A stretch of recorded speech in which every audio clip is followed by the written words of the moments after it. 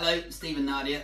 This is our little instruction of very basic seducer technique. You'll find if you kind of master this, that doing even more complicated stuff becomes considerably more straightforward. And yes, I'm in advance. So, we're going to do just a simple high first seducer, which is this. We're going to go in, I'm going to go down, and up again. All right, we're just going to talk you through the very basic technique, so then you can kind of analyze this. And if you do slightly fancy stuff with some of my more salubrious colleagues, you will be able to do that reasonably straightforward. Chaps, we're going to start with us. We need to make sure that when we're moving the lady around, she ends up positioned in exactly where we want her to be. Okay, so we encourage ladies to take quite big steps when they're dancing, but that's not to say that all the ladies that you dance with will do that.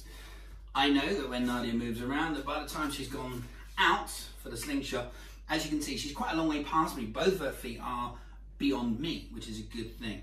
If I bring her back round then, her right foot, which will be her weight-bearing foot for her seducer, will land in a reasonably decent place. It will land in between my legs, right? Which is what I want, because her weight is about to go that way, and that is where her weight is going to be centered. So if it's centered in my frame, that's a good thing, all right? Sometimes though, if you're dancing with somebody who takes quite small steps, by the time she's finished and up for the slingshot, she'll only be sort of here, which means that when you bring her back around again, there's a chance that her weight-bearing foot will land beyond your frame. So guys, you need to plan accordingly. Whenever you're building into a seducer, you need to make sure that the beat where she opens up, you are a long way from her, if that makes sense. So she's beyond me, so then when she comes round, it'll actually land in a decent spot. So once she has come round, her right foot is her weight-bearing foot. I know where her weight is now going to be centered.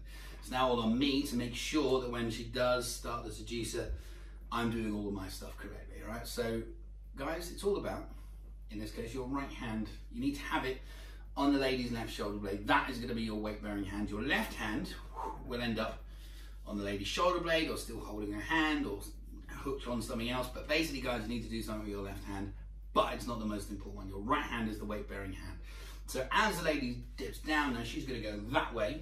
It's important for me to keep my right hand, which is carrying Nardiya's weight, so to speak, in line with me. So as she moves down, I move with her to make sure that my hand is staying in line with my body. If I was to move Nardiya from this scenario, which I'm not going to, my hand you'd still see in line with me, all right? So that's the most important thing.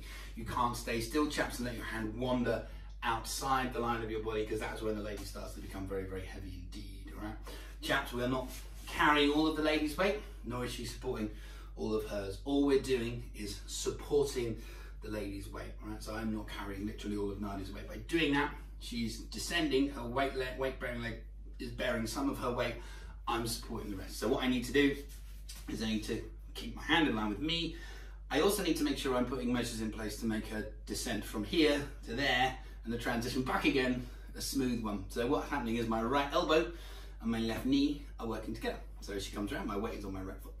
I pick up my left foot in order to move my frame to keep my hand in line with it. So I move my left foot, but when it lands, two things happen. Firstly, my toe is pointing in the direction that my knee is going to bend, so my knee bends over it. But secondly, as she reaches the bottom of the descent, my knee bends, because that is going to absorb her momentum and subsequently transfer it back up again, all right? At the same time, guys, my right elbow does the opposite.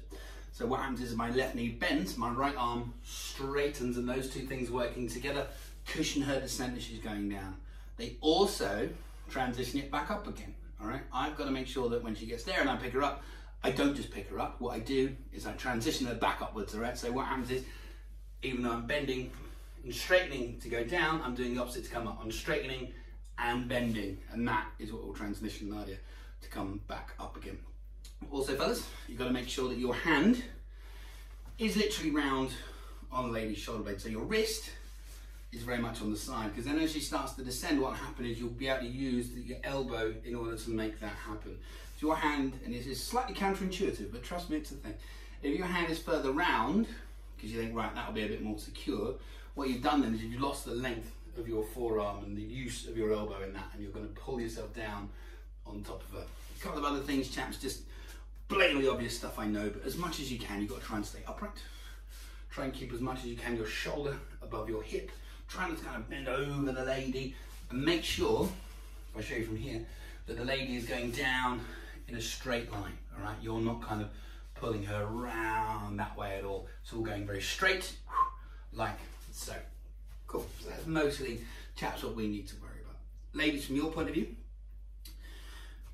once you get to there and you come back around again, although you might be tempted to take another step, absolutely do not. Once your weight has landed here, that's what the guy's working to. Any kind of shift of weight from there, i.e. another step, moves where your weight is, okay, and it will sort of heighten the risk of you falling over.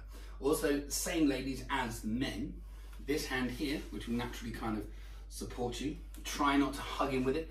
If he does a version where he throws this arm over your shoulder, again, try not to hug him with it. It's just hands that you're dealing with that way, because then you can open up like so. If you really hug him, what you're doing is you're starting to pull him on top of you, which won't really work.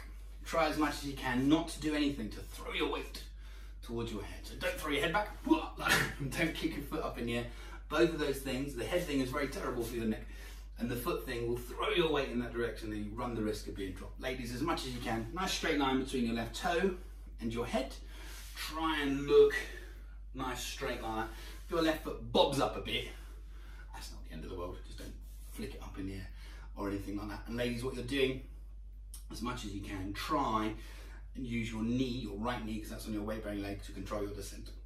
Right, so the further you go down, the more your knee bends around. You are very much going down in an arc. You're not going whoop, straight down like that.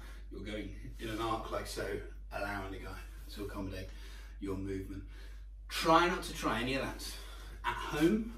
If you're feeling a little bit unsteady, a little bit unwell, try and be safe, try and be sensible, and always do that with a regular partner. We'll be back soon.